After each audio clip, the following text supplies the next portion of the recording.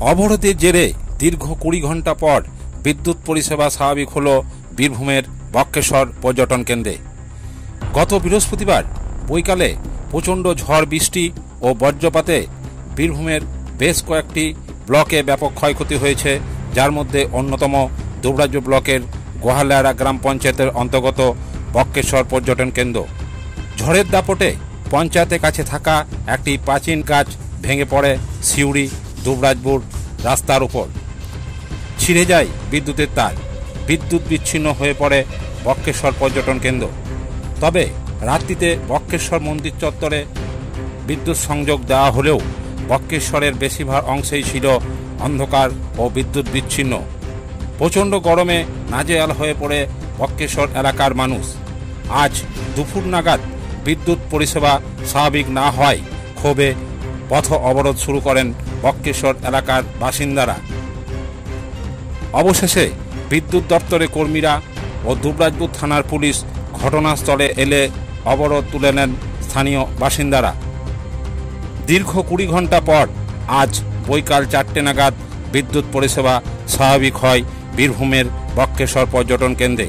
অবরোধ মানে দেখুন, গতকাল ঘরে এখানে বক্রেশ্বরের পাপু গাছটা পড়ে গেল এবং রাস্তা অবরোধ ছিল। গোটা বিস্তীর্ণ এলাকায় লোডশেডিং, কারেন্ট নেই। কাল থেকে আগে গ্রামবাসীরা সবাই বলেছিল যে প্রশাসন একটা সদর্থক ভূমিকা নিয়েছে। প্রশাসনে প্রাথমিকভাবে একটা আমরা ভালো লক্ষণ দেখেছিলাম, তারপর দেখলাম যে আমাদের বিদ্যুৎ সংযোগ হলো না, গোটা সারা রাত হলো না। আজকে সারাটা দিন একবেলা পেরিয়ে গেল, কোনো উদ্যোগ আমরা দেখলাম না। এখানে গ্রামে অনেক অসুস্থ মানুষ রয়েছেন, বেশ কয়েকজন অসুস্থ, বিভৎস গরম। এই অবস্থায় এখানকার যারা সাধারণ মানুষ যারা কষ্ট পাচ্ছে, তাদের পরিবারের সমস্ত লোকজন প্রশাসনের দৃষ্টি আকর্ষণ করার জন্য একটু অবরোধ করেছিলেন। যাই হোক, এখন কাজটা শুরু হচ্ছে বলে আমাদের মনে হচ্ছে। জানি না আমাদের এখানে আবার বিদ্যুৎ কখন আমরা পাবো এই বিষয়ে। এবং এখন যেটা ভালো লক্ষণ সেটা হচ্ছে অবরোধ এইমাত্র তুলে নেওয়া হলো। কিন্তু প্রশাসনের কাছে আন্তরিকভাবে আমরা অনুরোধ জানাচ্ছি যে যত দ্রুত সম্ভব এই বিদ্যুৎ সংযোগ আমরা ব্যবস্থা করে দিন এবং আপনার যান চলাচলের ব্যবস্থাটা ভালোভাবে করে দিন। কতক্ষণ ধরে ছিল? কালকে সন্ধ্যে 6টা থেকে আপনার এখন বাজলো প্রায় 2-2:30 পর্যন্ত একদম বিদ্যুৎবিহীন চূড়ান্ত দুর্ভোগ, মানুষের কষ্ট।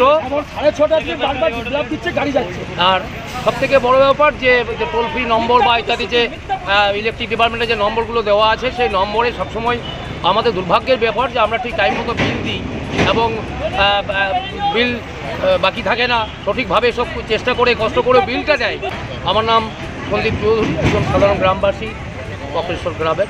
যাই হোক, অন্যদিকে বজ্রপাতের কারণে বক্রেশ্বরের বাসিন্দা স্বাধীন রুজের বাড়ির ছাদের একটা অংশে ফাটল ধরে এবং বাড়ির মধ্যে থাকা ফ্যান সহ অন্যান্য বৈদ্যুতিক জিনিসপত্র অকেজো হয়ে পড়ে এবং সকালে বক্রেশ্বরের শিব মন্দির লাগোয়া শ্বেতগঙ্গা চত্বরের একটা অংশ শর্ট সার্কিটের কারণে একজন মানুষ অসুস্থ হয়ে পড়ে এবং স্থানীয় মানুষের তৎপরতায় তাকে উদ্ধার করা হয়। অবশেষে ঘটনাস্থলে আসে বিদ্যুৎ দপ্তরের কর্মীরা এবং শর্ট সার্কিট মুক্ত করে বক্রেশ্বর মন্দির চত্বর। তবে হতাহতের কোনো খবর নেই। সোমনাথ দে ও সাগর বাউরির রিপোর্ট, বীরভূমের খাস খবর, বক্রেশ্বর পর্যটন কেন্দ্র।